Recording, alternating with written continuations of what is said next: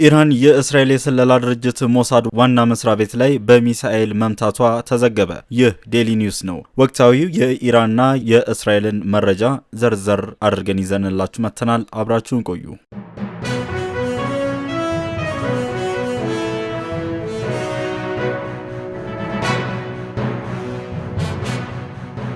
ኢራን የእስራኤል የስለላ ድርጅት ሞሳድ ዋና መስሪያ ቤት በሚሳኤል መምታቷ የኢራን መንግስታዊ ሚዲያ ስታኒም የዜና ወኪል ዘገበ። የዜና ወኪሉ የሀገሪቱ አብዮታዊ ብሔራዊ ዘብ ዋቢ አድርጎ እንደዘገበው የሞሳድ ቢሮ በኢራን ሚሳኤሎች መመታቱን ገልጿል። ታስኒም የሞሳድ መስሪያ ቤት እንደመሆኑ የገለጻቸው ህንፃው በእሳት ተያይዞ የሚያሳዩ ፎቶዎችን አጋርቷል። የኢራን አብዮታዊ ብሔራዊ ዘብ የኤሮስፔስ ተዋጊዎች ከፍተኛ ውጤት ለማምጣት ባነጣጠረ ዘመቻ ምንም እንኳን ከፍተኛ የላቁ የመከላከያ ስርዓቶች ቢዘረጉም የወታደራዊ ስለላ ማዕከሉን መተዋል ሲል የዜና ወኪሉ በቴሌግራም ገጹ አጋርተዋል። ኢራን በሞሳድ ላይ ስለተፈጸመው የሚሳኤል ጥቃት ያለችው ምንም ነገር የለም። የእስራኤል መንግስት በጣለባቸው እገዳዎች ምክንያት አንዳንድ በጥቃቱ ኢላማ የተደረጉ ስፍራዎችን በተመለከተ የሀገሪቱ ሚዲያዎች ሊዘግቡ አይችሉም ሲል የቢቢሲ ዘገባ ያመላክታል። በቴሄራን የደረሱ ፍንዳታዎች በነዋሪዎች ላይ ፍርሃትና ቁጣን ቀስቅሷል። በከተማው ውስጥ ከሚኖሩ ከ10 ሚሊዮን በላይ ሰዎችና ከ14 ሚሊዮን በላይ የሚሆኑ ሌሎች በርካታ ከተሞችን ባካተተው ሰፊው የቴሄራን ግዛት ውስጥ ያሉ ነዋሪዎች ከፍተኛ ድንጋጤ ውስጥ ይገኛሉ። በነዋሪዎች ዘንድ ከፍተኛ ጭንቀትና ፍርሃት አለ። ነገር ግን የሚገርመው በዋናው ከተማ ውስጥ በአብሮነት የመቆየት ስሜት አለ። በአንጻሩ እስራኤል ለደረሰባት ፍንዳታና ተደጋጋሚ ማስጠንቀቂያ መልእክቶች ምላሽ ለመስጠት ቁጥራቸው ቀላል የማይባል የህዝቡ ክፍል ቴሄራንን ለቆ መውጣት መርጧል። በተለይ ኢላማ በተደረገባቸው ሰፈሮች ውስጥ የሚኖሩ ጥልቅ የሆነ የንዴት ስሜት ነበር። ነዋሪዎቹ ከኒውክሌር መርሃ ግብሩም ሆነ ከወታደራዊ ተቋማት ጋር ምንም አይነት ግንኙነት እንደሌላቸውና አሁን በእነዚህ ክስተቶች ህይወታቸው በቀጥታ እየተጎዱ ያሉ ዜጎች መሆናቸው ተናግረዋል። መቀመጫውን በቴሄራን ያደረገው የኢራን ጉዳይ ተንታኝ አባስ አስላኒ እስራኤል በኢራን ውስጥ የስነ ልቦና ጦርነት በግድያና ከጊዜ ወደ ጊዜ እየጨመረ በሚሄድ ዘመቻ እያካሄደች ነው ብለዋል። በመካከለኛው ምስራቅ ስትራቴጂ ጥናት ማዕከል ከፍተኛ ተመራማሪ የሆኑት አስላኒ ኢራን ለእስራኤል ጥቃቶች ምላሽ እንዲሰጥ ለማስቆም እስራኤል ህዝቡን ለማስፈራራትና የዛቻ ደረጃን ለመጨመር እየሞከረች ነው ብለዋል። እውነታው ግን ኢራን እስካሁን ድረስ በሙሉ ኃይል አልመጣችም። ምክንያቱም ዩናይትድ ስቴትስ በዚህ ግጭት ውስጥ ልትሳተፍ የምትችልበት እድል ክፍት ነው ብለዋል። የእስራኤል ጥቃቶችና ዛቻዎች ፍርሃትን ወይም ትርምስን ከማስነሳት ይልቅ በኢራን ውስጥ ጠንካራ የብሔራዊ አንድነት ስሜት ፈጥረዋል ብለዋል። የእስራኤል ጥቃት ኢራን ምላሽ ከመስጠት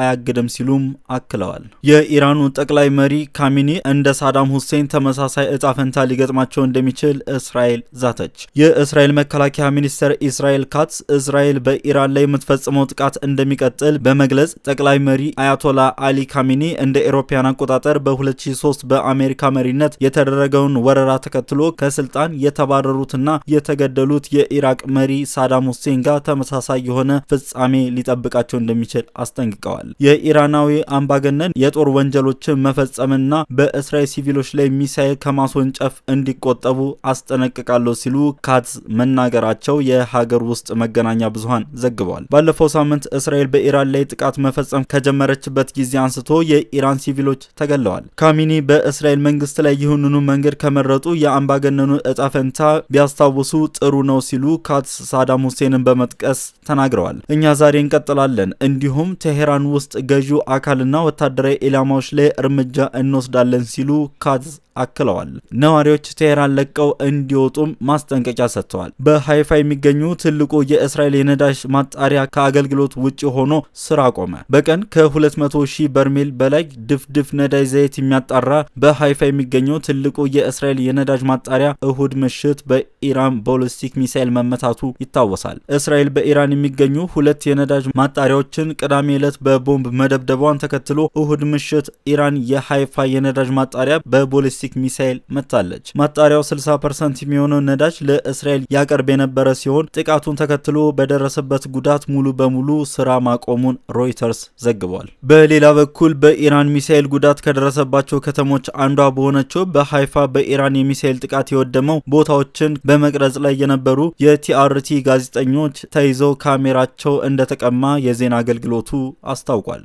የኢራንና የእስራኤል ግጭት መባባሱን ተከትሎ ትራምፕ የቡድን ሰባት ጉባኤን አቋርጠው ወጡ። የአሜሪካው ፕሬዝዳንት ዶናልድ ትራምፕ በካናዳ እየተካሄደ ያለውን የቡድን ሰባት ጉባኤ ከመጠናቀቁ በፊት አቋርጠው መመለሳቸው ተገለጸ። በኢራንና በእስራኤል መካከል እየተባባሰ የመጣው ግጭት ጋር ተያይዞ ፕሬዝዳንቱ ወደ ዋሽንግተን መመለስ አለባቸው ሲል ዋይት ሀውስ አስታውቋል።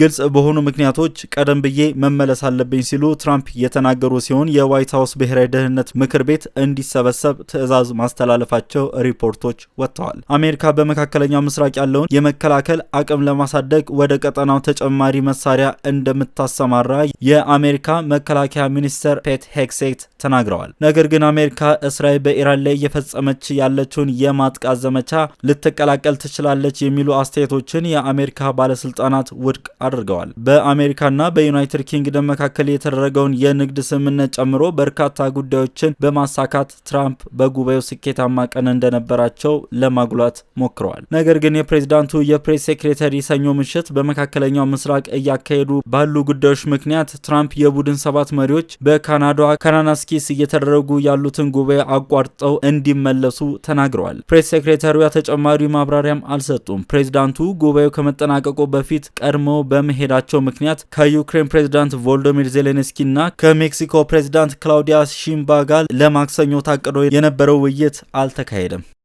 ሰኞ ዕለት በነበረው የፎቶ ፕሮግራም ትራምፕ ወደ ዋሽንግተን መመለሳቸው ለትልቅ ጉዳይ መሆኑ ተናግረዋል። ትራምፕ ቀደም ብለው ትሩዝ ሶሻል በተሰኘ የሶሻል ሚዲያ ገጻቸው ኢራን በቅርቡ በተካሄደው የአሜሪካና የኢራን የኒውክሌር ድርድር ላይ ያቀረቡትን ስምምነት መፈረም እንደነበረባት አስፍረዋል። ኢራን የኒውክሌር መሳሪያ ሊኖራት አይችልም፣ ደጋግሜ ተናግሬያለሁ ብለዋል። ትራምፕ በተጨማሪ 17 ሚሊዮን ነዋሪዎች ከሚኖሩባት የኢራኗ መዲና ቴሄራን በአስቸኳይ ለቀው እንዲወጡ በማህበራዊ ገጻቸው ትዕዛዝ አስተላልፈዋል። ብዙም ሳይቆይ የኢራን መገናኛ ብዙሃን በቴህራን ማክሰኞ ማለዳ ላይ ከፍተኛ ፍንዳታ መነሳቱን ዘግበዋል። እስራኤል በቀጥታ ሲተላለፍ የነበረው የኢራን የመንግስት ብሮድካስት ላይ ጥቃት አድርሳ ፕሮግራሙ እንዲቋረጥ ካደረገች ከሰዓታት በኋላ ከበድ ያለ ጥቃት ፈጽማለች። በእስራኤል ሰኞ ለማክሰኞ አጥቢያ በቴል አቪቭ የአየር ጥቃት ማስጠንቀቂያዎች የተሰሙ ሲሆን የኢራን ሚሳኤሎች ወደ እስራኤል ተወንጭፈዋል። በዋነኛነት ዩናይትድ ኪንግደም፣ አሜሪካ፣ ካናዳ፣ ፈረንሳይ፣ ጀርመን፣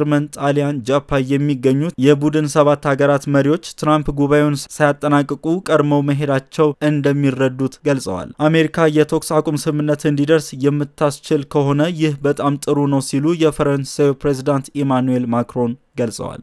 የኢራንና የእስራኤል ግጭት አሜሪካ እሳቱን በማራገብ እያባባሰች ነው ስትል ቻይና ከሰሰች። የዩናይትድ ስቴትስ መሪ የቴህራን ነዋሪዎችን ወዲያውኑ ለቀው እንዲወጡ ካስጠነቀቀች በኋላ ቻይና በኢራንና በእስራኤል መካከል እየተባባሰ ባለው ግጭት ላይ እሳት በማቀጣጠል ትራምፕን ከሰሰች። እሳቱን ማቀጣጠል፣ ነዳጅ ማርከፍከፍ፣ ማስፈራራትና ግፊት መጨመር የሁኔታውን መባባስ ለማርገብ አይረዳም፣ ነገር ግን የበለጠ እንዲባባስና ግጭቱን ያሰፋዋል ሲሉ የቻይና የውጭ ጉዳይ ሚኒስቴር ቃል አቀባይ ጉኦ ጂያኩን በመደበኛ የዜና ኮንፈረንስ ላይ ስለ ትራምፕ አስተያየት ሲጠየቁ ተናግረዋል። በትራምፕ የሚገኘው የቻይና ኤምባሲ ማክሰኞ እስራኤልና ኢራን ከባድ ጥቃት ውስጥ መግባታቸውን ተከትሎ ዜጎቹ በተቻለ ፍጥነት ሀገሪቱን ለቀው እንዲወጡ አሳስበዋል። በእስራኤል ውስጥ ያለውን የቻይና ተልዕኮ ቻይናውያን በተቻለ ፍጥነት በመሬት ድንበር ማቋረጫ ሀገሪቱን ለቀው እንዲወጡ አሳስበዋል። ይህም ለግል ደህንነታቸው ዋስትና እንዲሰጡ ቅድመ ሁኔታ ነው ሲል ኤምባሲው በዊቻት ላይ በሰጠው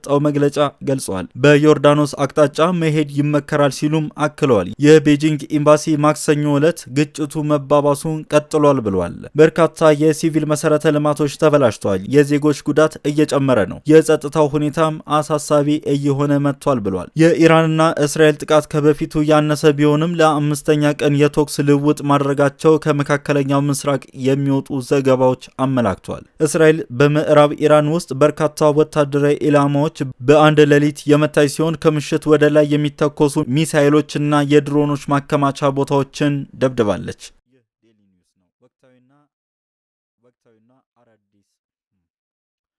ይህ ዴሊ ኒውስ ነው። ወቅታዊ መረጃዎችን ማግኘት ከፈለጉ ቻናላችንን ላይክ፣ ሼር፣ ሰብስክራይብ እንድታደርጉ በአክብሮት እየገለጽኩኝ መልካም ጊዜ